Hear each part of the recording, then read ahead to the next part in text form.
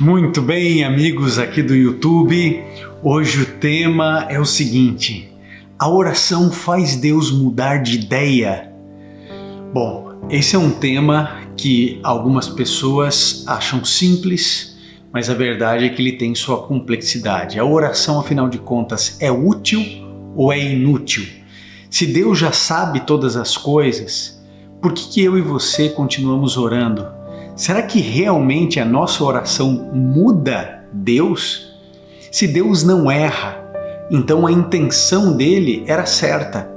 Por que a oração de um pecador que não conhece o futuro pode alterar os planos de Deus? A gente precisa entender isso para que a gente possa orar da maneira correta, se é que devemos orar em nossos dias. Bom, se esse tema chamou sua atenção, eu peço que você já se inscreva no canal, ative as notificações, já deixe o seu like, interaja, deixe os seus comentários. Muita gente comentando, é muito legal, 100, 200, 300 comentários por vídeo, esse número vai crescer. Eu quero saber sua opinião. Você ora, de que jeito ora, qual a diferença de rezar, de orar, o que são repetições, o que são vãs repetições. Tudo isso a gente vai abordar no tema e obviamente no vídeo de hoje. E se você quer ser membro do canal, clique ali, membro do canal, né? Tem um botãozinho aqui embaixo, em algum lugar aí, dizendo seja membro. É um clube de benefícios para que você possa receber meditações escritas minhas diariamente. Eu mando para você. Você vai ter meus livros gratuitamente, descontos em curso, é uma série de coisas muito legal. Então você é meu convidado para ser membro aqui do canal e obviamente fazer parte aqui dessa família que não para de crescer. Bom, então se você puder agora, feche seus olhos, curve sua fronte e vamos juntos orar. Bondoso Pai, nós vamos estudar um pouquinho a respeito do tema de oração e queremos que o Senhor nos conduza, que possamos ter mais clareza sobre esse tema. É o que pedimos em nome de Jesus. Amém. Será que a oração pode mudar a ideia de Deus? Será que a oração pode mover a mão da onipotência a nosso favor? Por que às vezes a gente ora e nada acontece? Às vezes a gente ora e imediatamente a resposta vem. Às vezes a gente ora, espera um pouco e a oração é respondida. Às vezes Deus responde a oração exatamente da forma como pedimos e às vezes Ele altera muitas coisas. Bom, a verdade é uma só, amigo. Deus atende ou não atende? Muda os planos dele ou não muda os planos dele a partir da nossa oração? Em outras palavras, a oração é útil ou é inútil? Bom, eu quero lembrar a vocês aqui de Oséias 11, no versinho aqui 8, no final do verso 8, que diz assim: o meu coração está enternecido, despertou-se toda a minha compaixão, falando a respeito do povo de Israel e de como Deus estava mudando de sentimentos, de percepção e de ação para com o povo de Israel. Essa é uma perspectiva bíblica. Quer ver outra? Aqui em Malaquias 3:6, a Bíblia diz assim: eu de fato, o Senhor, não mudo. Então é assim, se Deus não muda, se Deus é o mesmo ontem, hoje e é o mesmo eternamente, como funcionam então as nossas orações? Bom, eu quero explicar para você um conceito teológico que, se você internalizar isso, as respostas estarão bem mais claras e evidenciadas aí no seu coração e na sua mente. Bom, a primeira coisa que você precisa saber é que Deus conhece o futuro. Deus conhece o fim desde o princípio. Só que essa onisciência de Deus, ela não é causal. O que é isso, Silvio? O que é isso, onisciência que não é causal? É que o conhecimento de Deus em relação ao futuro não causa o futuro. O futuro está aberto diante de você e de mim. Nós somos livres, nós temos livre-arbítrio, nós construímos o nosso destino, certo? É bem verdade que não existe liberdade sem limites.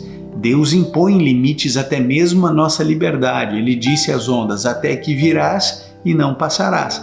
Deus impõe limites. Deus impôs limite à maldade humana, por exemplo, lá na ocasião do dilúvio. Deus impõe limites a Satanás. Por exemplo, ele não pode te obrigar a pecar, nem me obrigar a pecar. Satanás ele não pode ler os nossos pensamentos. Então Deus põe limites em tudo, inclusive na nossa liberdade. Mas ainda assim somos livres para construir, para tecer o nosso futuro. Então Deus conhece o que eu vou escolher no decorrer da minha vida, mas Ele não determinou aquilo que acontecerá comigo. Deus já sabe se você e eu vamos nos salvar ou nos perder. Ele já sabe. Mas Ele não causou diretamente isso. Foram as minhas decisões, as minhas escolhas baseadas no sangue de Jesus precioso, na sua graça, que vai determinar a minha negação ou aceitação desse sacrifício. Então, o fato de Deus saber o futuro não causa o futuro. Ficou claro para você? Então, lembre-se lá quando Jesus vai ensinar os discípulos a orar, ele disse assim, olha, vocês não fiquem usando aí de vãs repetições. Sabe o que significa a palavra reza? Reza é repetição, oração é conversa. Então ele diz, não fique usando de vãs repetições. Não é que você não pode repetir uma oração, como por exemplo a oração do Pai Nosso. O problema é quando ela se torna vã. Já viu jogador de futebol orando antes de entrar no campo? Eles se abraçam assim e começam, Pai Nosso dos céus, santificado seja o vosso nome, seja feito. Já viu isso, né? Então é uma vã repetição, né? Não quero aqui julgar o coração de nenhum, mas é isso que aparenta. Agora, Deus, ele diz assim, mas o vosso Pai já sabe o que vocês vão pedir antes mesmo de pedirem. Jesus fala isso antes de ensinar a oração do Pai Nosso. Então, Deus já sabe o que nós vamos orar. Eu gosto muito do conceito, e isso aqui eu acredito que vai clarear bastante a sua mente, do conceito que C.S. Lewis traz a respeito da construção, certo? Do futuro e da história de cada ser humano e da humanidade. Ele diz assim, Deus é um autor de uma peça de teatro. Olha só a analogia que ele faz. Ele é o autor de uma peça de teatro e ele permite que os atores eles interpretem, acrescentem e tirem pequenas coisas sem que essas pequenas mudanças e atitudes dos atores, ele dá uma certa liberdade sem que isso interfira significativo no final do todo, certo? No final do todo. Então, quando eu e você estamos vivendo, é claro que Deus tem um roteiro, é claro que Deus tem um plano para você, é claro que Deus tem um propósito para a sua vida. Agora, Ele Ele como autor te dá liberdade para você ir mudando algumas coisas e mais do que isso. Pensa num ensaio de uma peça de teatro onde o ator olha para o autor e diz assim, e se aqui, ao invés de eu falar dessa forma, eu falasse daquela outra maneira? E aí então o autor cede e diz assim, tá bom, vamos fazer, você se sente melhor dessa maneira? Vamos trabalhar nesse sentido. E de repente um outro autor sugere uma outra mudança e o autor diz assim, não, aí não dá. Aí extrapola o limite porque isso pode comprometer outros diálogos, outras realidades aqui dentro da peça.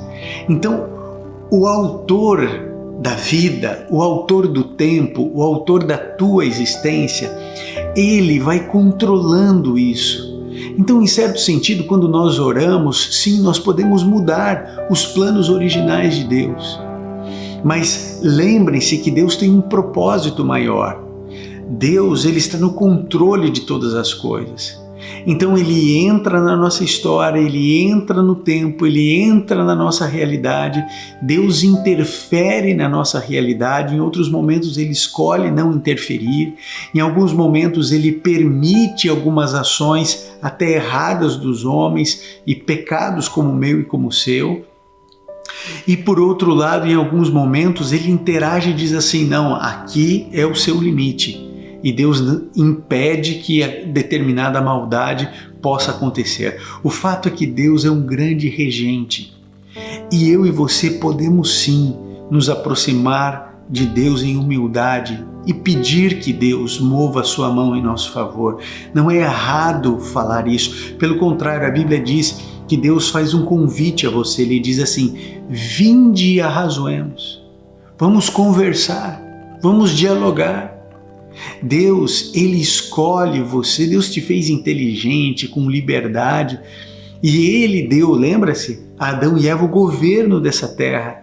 Deus deu autoridade ao ser humano. Então Deus nos chama para sermos coautores dessa peça ou da peça da nossa vida. Então não tenha receio de orar, não tenha receio de pedir a Deus, de pedir que Ele conduza a sua vida de uma maneira ou de outra maneira. Agora lembre-se, não é que Deus vai se submeter às nossas orações.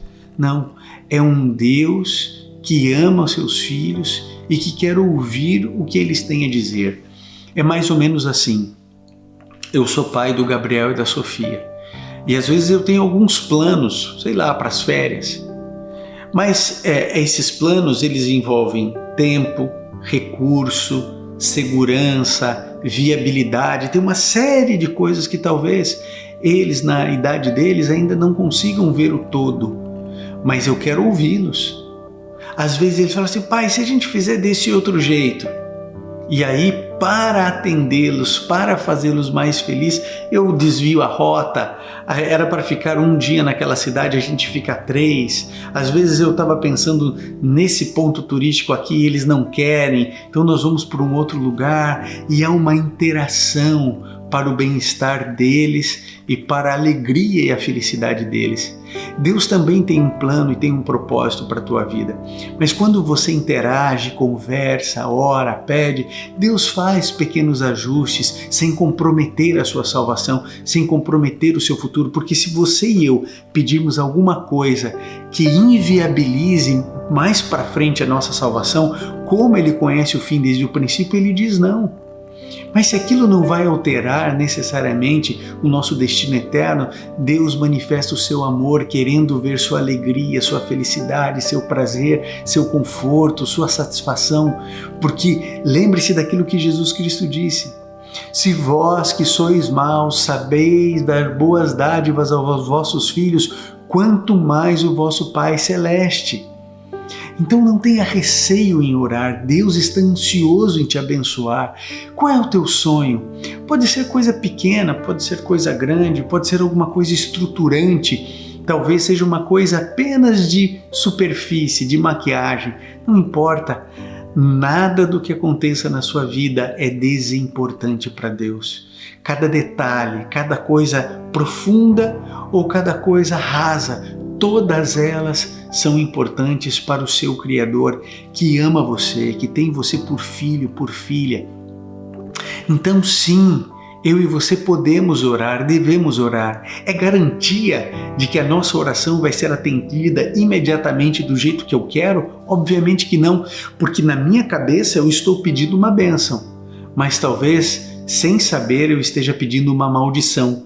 E a melhor forma de Deus me cuidar, me proteger e demonstrar o seu amor é negar o meu pedido. Assim como a gente faz com filhos às vezes.